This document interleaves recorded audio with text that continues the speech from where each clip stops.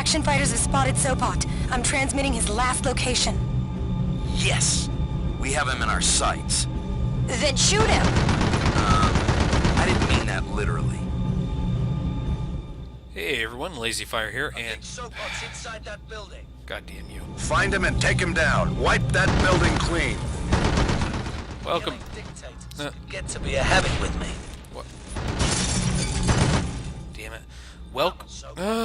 Give Alias a shot. Nail your ass to the wall. Anyways, welcome back to Red Faction 2. I've done this mission so many times I actually knew where he was going to come in, so it was a little easier to make that seem funny. So this is the first of the flying or being driven on rails missions. We get to sit in this airship. You saw that I barely fired in the first area. My own here, Alias. Wow, there is some real audio issue tonight.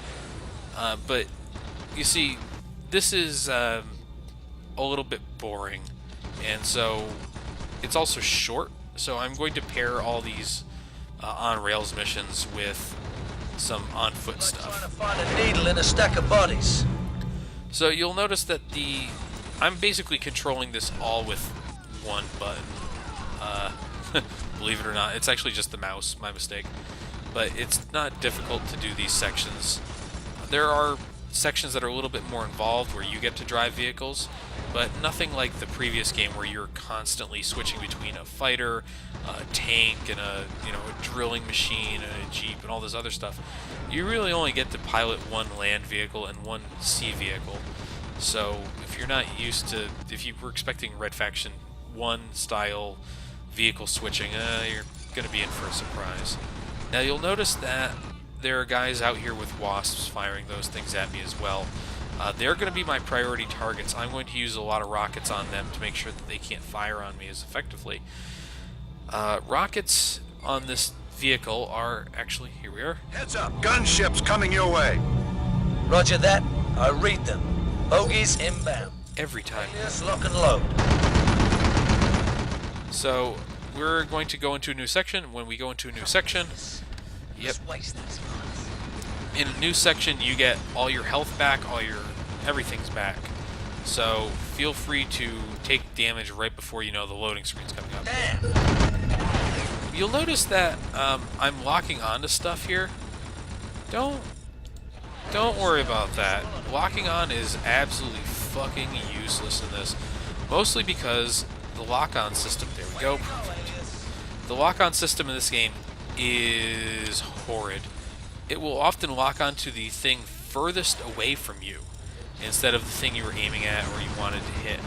So locking on these missiles is kind of pointless. Go ahead and just fire them free. You're better off doing that and using your guns. So anyways, missiles or rockets or whatever they are, I guess they're technically missiles because you can lock them onto things. But they're pretty slow to recharge. I think there's like a 5-second gap between when you can fire them. So you're better off just using your guns like 99% of the time and using missiles to soften up targets like you saw me do there. Now locking is a different thing. Even if you're aiming right at some of these things, you'll actually end up locking onto something else entirely. It can be a major hassle and a problem. So I suggest just ignoring it. Just don't even worry about it. Most of these things don't move enough where you actually even have to worry about it. You can see here, I just hit 2 pretty long distance shots on moving targets, and then I missed the third. But it's not worth it. Once these things catch fire, you can just finish them off with your guns no matter what. Right there, I could have ended up with a civilian casualty, but I barely avoided it. And if you didn't destroy the fuel depot the first time through, which is what I did when I blew up all those tanks, you get a second chance here, a pretty long one by the way, because this is something you're going to see pretty constantly in these vehicle sections, is you're just going to wait while the game gives you your next set of instructions, then moves you on. So it becomes this really asinine shooting gallery. I really don't like this stuff. It's really boring. Sopot's forces are attached to the faction outpost up ahead of you. Our fighters need your help. Alright, we get to do right there. See? It locked onto the thing that I was nowhere near looking at.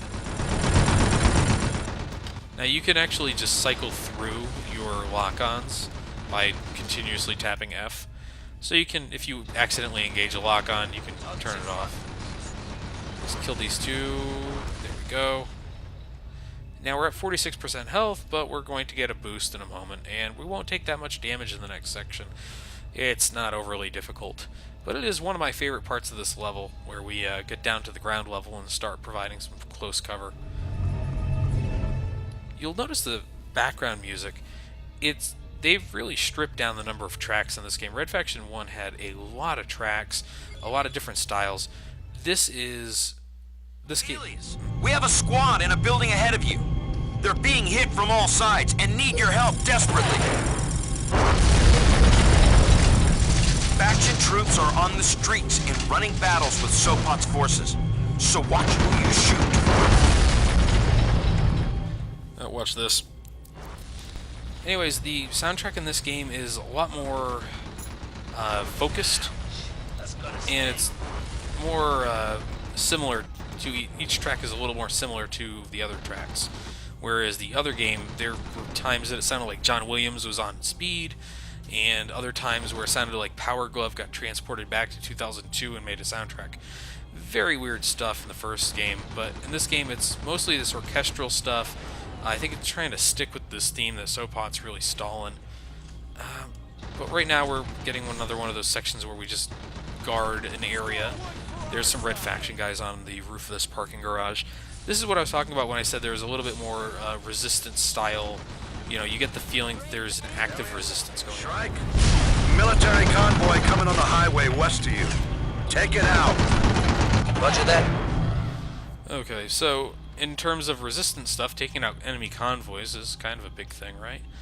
So we're going to get to go take out one of those. And now, enemy convoy actually means every truck on this highway. Doesn't matter if it is not going in the same direction as the convoy. It is technically all part of the convoy. So just destroy everything. You know, no matter what. This is somebody's livelihood. We watched Red Faction guys driving it. Partner. We watched Red Faction guys drive one of those things a moment ago, which always makes me feel like maybe those were actually Red Faction trucks. And right there, we get more points for aiding the Red Faction. And we get the battle armor. This is the first time we've got to see that. You can see me zoom in on it here. Yeah, baby. I want some of that battle armor. It doesn't take long, not from this thing. Battle armor is going to be the vehicle we end up driving the most personally in this game. My fighters need your help under the highway. The process have them cornered. Okay, so we're going to get a little bit more time with the process, a little bit of world building in this level, really, because we're going to get to go see the processed. We're going to get to see some other stuff too.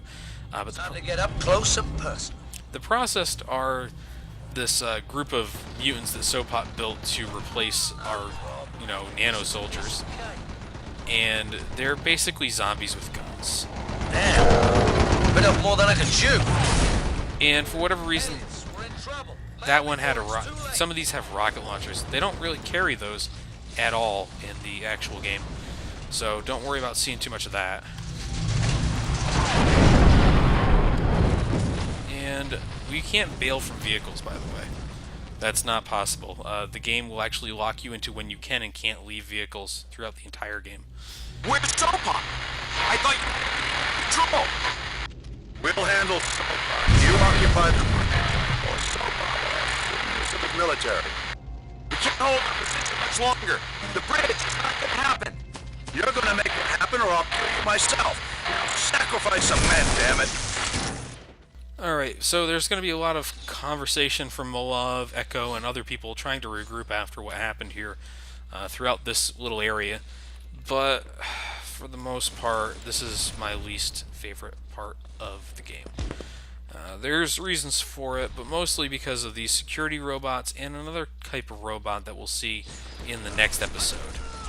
But, oh, I forgot I had that on. I have auto switch on. Here's the shotgun. Don't like the shotgun in this game.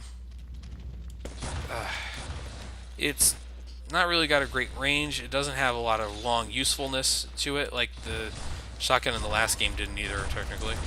But whatever. You can see here, it took a couple shots for these security guys to go down. It does have a secondary fire of incendiary. Occasionally, I'll even hit people with it. That's our way out right there. If you don't know to look for it there, you might miss it. Which is really unfortunate. Once again, kind of bad game design coming into play there. Nothing telling you where to go kind of stuff. But that's how we get out of here. If you follow this sewer... Jesus, I hate these things.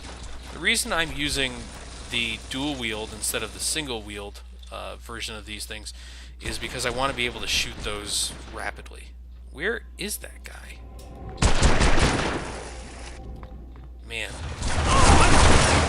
You can see, even against the cops who are not armored people at all, these things are particularly useless. So what you want to really do here, and what I failed to do because I'm trying to show the area off, but you want to get out of here quick. It's not really worth your time to stay in here because, well, one, these guys don't respawn infinitely, but it's near infinite, and it feels like it is infinitely. They can hit you underwater pretty accurately, too. So you can either clear everyone out one by one, or you can leave. Resistance. I don't care what you did. We should get a baboon for a monthly. Damn it. Roger that. Next time, jump, go up it. Parachute. Sorry, ass. Well, these guys are going to keep these staticky conversations going. You saw me kill what's known as a spider droid back there. The spider droid is one of my least favorite things in this entire game. Luckily, they only appear in really 2 areas. But once we get down here, we're going to be in spider droid and security robot territory for quite a while. Actually, only a few minutes, but it feels like forever. There they are. I hate those goddamn things so bad. So this area is actually pretty simple. It's the first kind of puzzle area of the game, and it's not even much of a puzzle. The thing about these security robots is that they're not even that accurate or that deadly. They just swarm you in such high numbers that it's a problem. Anyways, with that all out of the way, we're actually done with this episode. Thanks for watching, and I'll see you next time.